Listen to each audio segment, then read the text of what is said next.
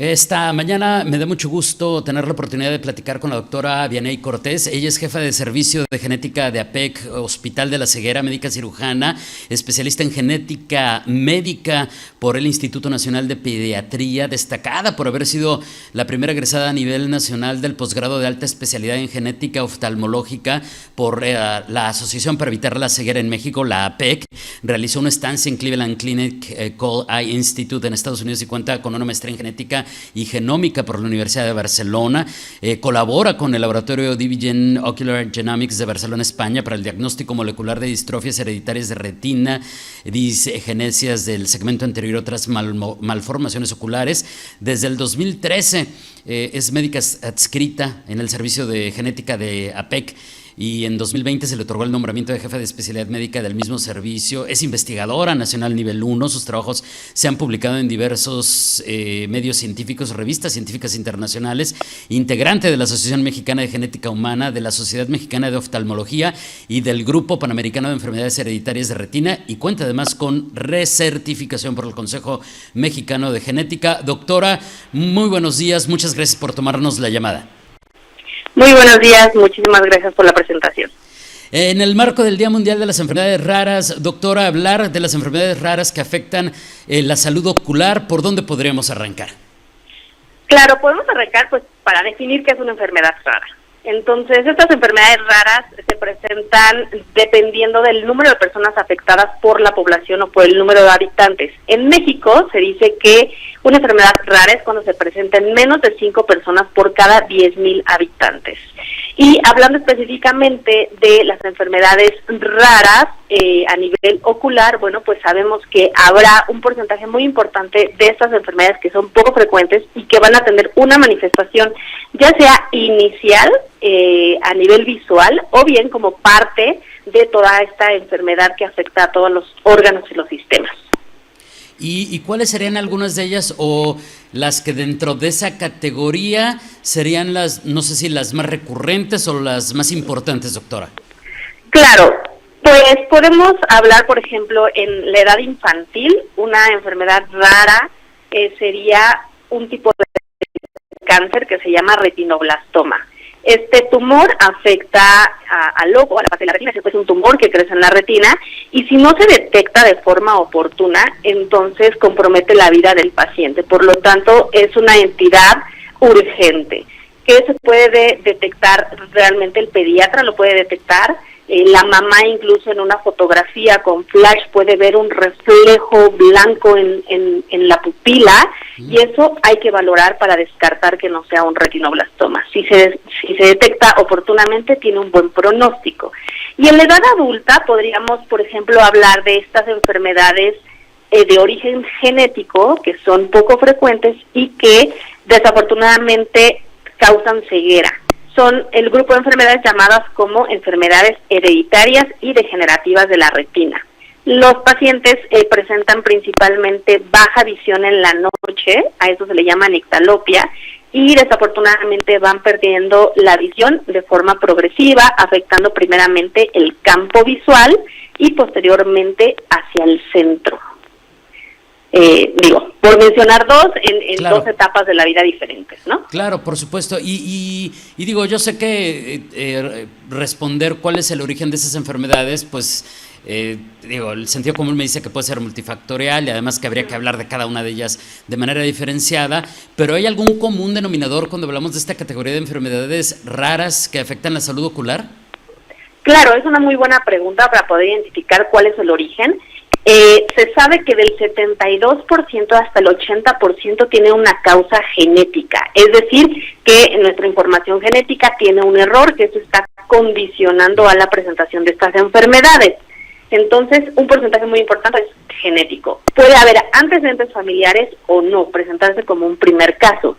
Y el resto de las enfermedades raras que no son genéticas se consideran como bien lo mencionas, multifactoriales, ¿no? Que también haya causas ambientales, alergias, infecciones bacterial o virales, pero que son raras, y otro tipo de tumores poco comunes también pudieran ser asociados a estas enfermedades raras. O sea, sí tenemos como una diversidad de causas, principalmente son genéticas.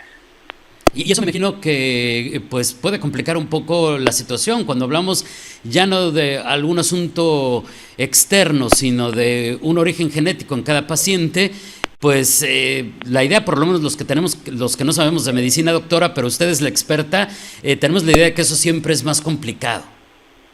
Sí es complicado por el hecho de que es difícil hacer el diagnóstico y a veces los síntomas no son como tan evidentes y desafortunadamente pues el médico o médica de primera instancia puede confundir el diagnóstico con otras patologías. Se sabe que al menos el 40% de las personas con una enfermedad rara pues reciben un diagnóstico erróneo por primera vez y que pasan hasta 7 u 8 médicos especialidades pues para poder hacer un diagnóstico e incluso se tardan años en hacer un diagnóstico. Entonces sí es bastante complicado, es difícil hacer el diagnóstico porque incluso las personas que nos dedicamos a esto pues no sabemos todo, tenemos que seguir estudiando y la ciencia pues también nos va aportando un montón cada vez y las personas pues tienen este difícil acceso al diagnóstico y pues más al tratamiento. Y entonces, ¿qué tipo de recomendación dar? Porque pues dadas esas circunstancias y además a veces, si nos está diciendo doctora, que a veces hasta para los propios doctores en este tipo de enfermedades es difícil dar con ahora sí, que con el clavo, ¿qué tipo de recomendación le podemos dar a quienes nos ven y nos escuchan en relación al tema que estamos tratando el día de hoy? Siempre es muy importante la prevención o el diagnóstico oportuno. Y entonces, actualmente existen tamices visuales, iba a decir metabólicos. El tamiz visual es aquel que nos va a permitir detectar de una forma oportuna y temprana alguna anomalía o alguna alteración en el ojo. Entonces, este tamiz se realiza a las primeras 4 semanas de vida de un bebé, o bien en cualquier momento. Si ya pasaron 4 semanas, pues en cualquier momento, y una revisión oftalmológica anualmente. Entonces, eso es lo que más se recomienda, pues justo para poder detectar de forma temprana y oportuna cualquier alteración. Otra clave, perdón, ¿sí? No, perdón por la interrupción, lo que pasa es que le iba a preguntar cuál es ya sé que para usted debe ser bien básico lo que le voy a preguntar, doctora. No, pero entre los pacientes de repente decimos, bueno, y entonces, ¿con qué tipo de doctor voy? ¿Voy con un oculista, con un oftalmólogo, con un optometrista, o sea, no sé si me estoy explicando con mi pregunta, claro, pero los pacientes a veces no tenemos idea de cuál es el médico o el especialista con el que primero debemos acudir. Sí, la revisión oftalmológica una vez al año es indicada para todas las personas. Muy bien. Para los niños, como ya lo mencioné, el tamiz visual a la 4ª semana de vida y de ahí todas las personas una vez al año.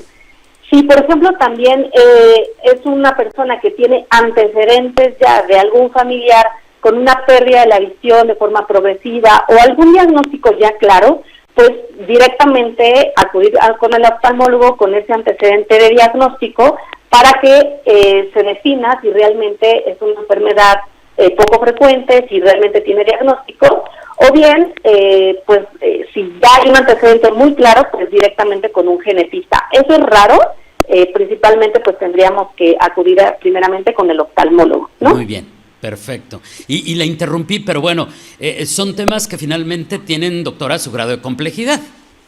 Así es. Sí, son temas bastante complejos, ya no me acuerdo qué iba a decir, ¿no? Pero lo importante pues es esta vigilancia, ¿no? O sea, si por ejemplo también ustedes, o bueno, cualquier persona va con el optometrista, si con la refracción de todos modos no se alcanza a ver bien, hay que ser revisados por un oftalmólogo, o sea, van complementarios, ni solamente el oftalmólogo, ni solamente el optometrista, sino trabajar en equipos. Todas las profesiones pues debemos de trabajar en equipos para justo atender de forma multidisciplinaria a los pacientes y tener un diagnóstico correcto. Perfecto. Doctora, le agradezco enormemente su tiempo, gracias por ayudarnos a entender un poquito mejor estos temas, gracias por las recomendaciones. ¿Algo que agregar antes de despedirnos? Pues que se revisen, simplemente la revisión es lo más importante y que no importa, esto es lo que voy a decir, que no importa la edad de inicio de estas enfermedades raras. Pueden ser desde el nacimiento o a lo largo de toda la vida. Entonces, las personas adultas también podemos tener riesgo de empezar a desarrollar una enfermedad con la que ya nacimos con una predisposición genética. Gracias, doctora, que tenga un excelente día y gracias por su tiempo. A ustedes muchas gracias, saludos. Gracias, es la doctora Vianey Cortés, jefa de Servicio de Genética de APEC Hospital de la Ceguera en México.